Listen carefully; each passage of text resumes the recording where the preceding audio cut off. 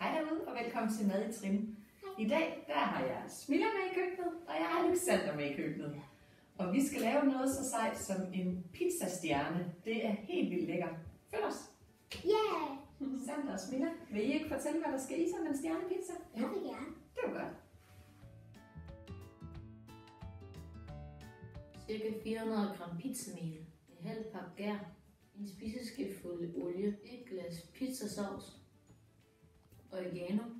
Mozzarella, en pakke bacon, Jeg bestemmer selv, hvad man har i fyld, men vi bruger oksekød, pepperoni skinkestrimler, og cocktailpølse. og i midten af vores stjernepizza tager vi noget rucola-salat.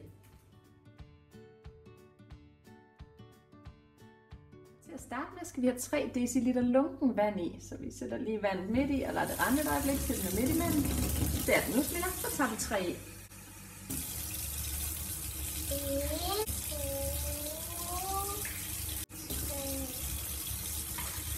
Og så skal vi have en halv pakke gær i. Alexander, vil du gøre det? Ja. Og du skal smuldre det ned i vandet. Meget fint, og hvis du så rører rundt, så at gæren den bliver opløst. Nu er gæret opløst. Det var godt, Sander. Smilla, vil du så tage en stor spiseske og putte noget olie ned i? Ja! Det var godt, og så skal vi have en teskefuld salt, hvis du gør det, Smilla.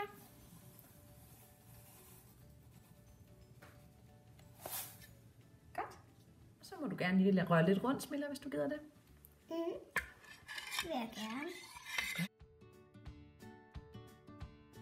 Og så skal vi have 400 gram mel målt op, og den går kun til 300, så vi tager først en op til 300, og bagefter en til 100. Jeg starter lige med den til 300. Så den til 100.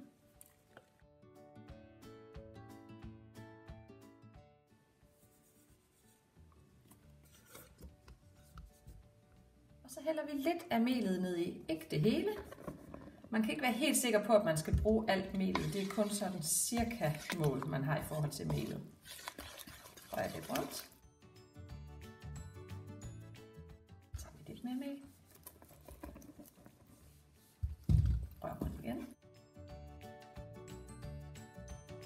Det vil være lidt mere sejt. Jeg hælder en lille smule mere mel i.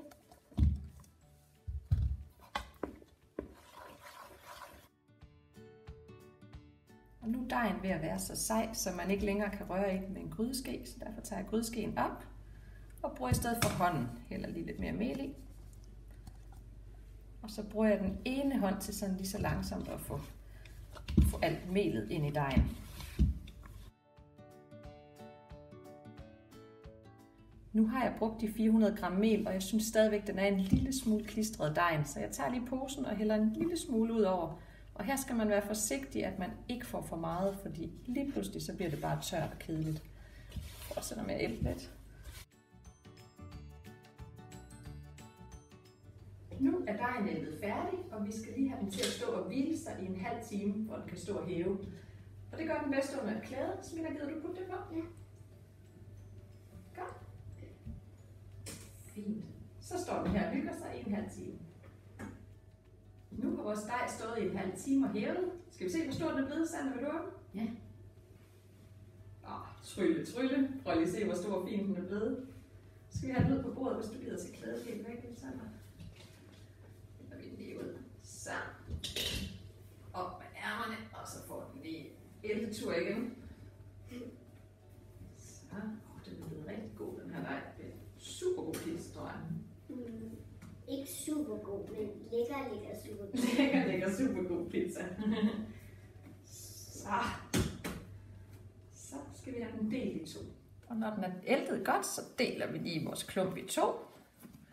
Så får vi nemlig 2 stjernepizzaer. Alexander og Smilla, vil I rulle sådan en her? Ja. Når man skal rulle en dej ud, så er det ret vigtigt lige at have en lille smule mel på bordet, for ellers så klistrer den fast. Sådan der, hvis du lægger dejen ovenpå. Og så begynder du ellers bare at lige fladmase den lidt først. Sådan der. Og tryk hårdt. Godt. Og så kan det være en fordel lige at vende den rundt, fordi der er mel på den her side, så har vi mel på begge sider, og det er nemmere at købe rundt. Så yes. Og trykker hårdt. Godt. Lægger du din her. Og trykker den lidt flad. Så skal du også rulle. Værsgo.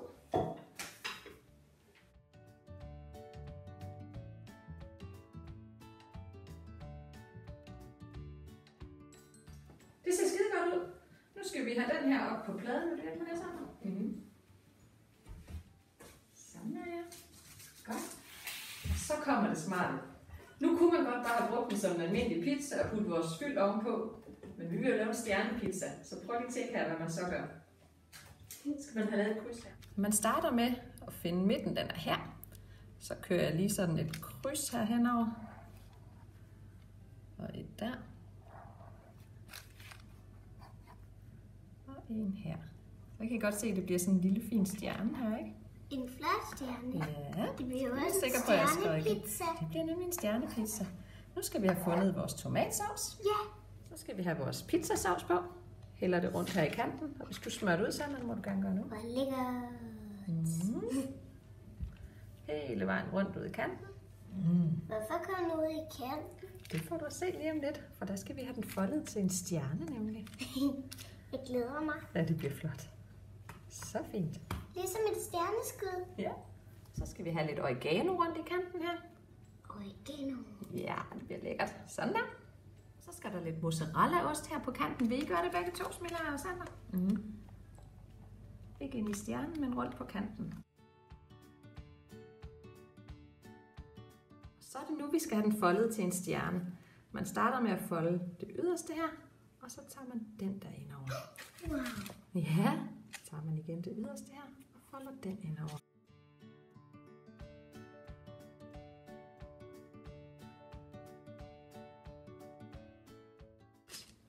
Og så prøv at se her. Så kan I godt se, at der er nogen her rundt, der er åbne, ikke også? Ja. Og det er der, vi skal have puttet vores fyld i. Så det er der, vi skal have skinke og cocktailpølser og oksekød og pepperoni og alt det lækre, vi har. Og når den så er blevet bagt, så kommer der et hul herinde, og der lægger vi vores rucola-salat. Så kan man spise det til. Det bliver super lækkert. Vil I hjælpe med at putte fyld i? Yeah! Yeah! Jeg glæder mig. Og vi har valgt at tage cocktailpølser, pepperoni, skinke og oksekød i. Men der kan du tage lige præcis det, du vil, og man behøver heller ikke have så mange forskellige valg. Oksekødet, det bruger vi som helt rå. Laver nogle små kødboller. Lige tager sådan en lille klump. Men mor, hvorfor er alting kød, det vi skal bruge? Det er fordi, så kommer der salat ind i midten. Vil I hjælpe? Hvis jeg nu laver de her kødboller, så kan I tage noget skinke eller noget cocktailpølser, eller I nu lige synes, der sker. Det bliver skide det her. Så bliver den flot, hva'? Ja. Og nu skal vi have bacon rundt på alle de her steder, hvor der ikke er kød. Så man tager et stykke bacon. Husk, at slutningen skal være nedenunder pizzaen. Drejer det lige rundt om her. Det er ikke helt nemt.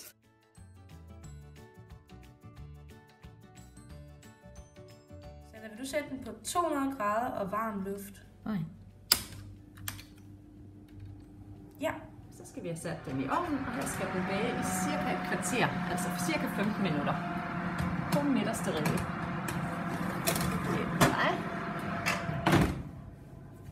Så skal vi have skyllet noget rucola-salat. Det gør du under koldt vand. Vil du gøre det, Sandra? Og du putter det bare i den blå skål her bagefter. Cirka 2 håndfulde i det hele, tror jeg passer meget fint. Okay, så må vi gerne slå vandet. Så er der gået et kvarter, og vi kigger til vores stjernepizza, hvordan det ser ud herinde. Ej, prøv lige at se her, børn. Så den er ikke god ud. Lækker! Så skal vi have vores rucola herinde i midten. Så er den faktisk klar til at smage. Er I også klar? Ja. Prøv lige at se, hvor godt det ser Jeg ud. glæder mig. Ej, hvor er det flot. Wow, hvor har I været gode. Den kommer med at smage godt. Nå. Har vi fortjent smag? Ja, det har vi valgt. Ja. Ej, den er god, den her. Skal du starte, Smilla? Ja! Ret svar, mor. Øj, det er lækkert, det her. Sådan der. Skal vi gøre sådan sådan, vi spiser på 3, 2, 1. Det var da en god idé.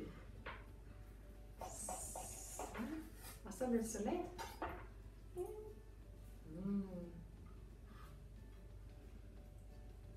Prøv lige at tjekke det her. Ej, hvor er det lækkert. Er I klar? Ja. Tæller du? 3, 2, 1. Husk at like, subscribe og tryk på klokken, så der er en besked, når der kommer nye videoer op fra kanalen.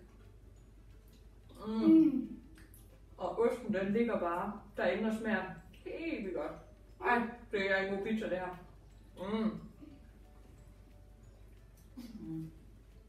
Jeg har taget for stort bid. Tak fordi du fulgte med. Vi ses en anden gang. Hej. Ja. Mm.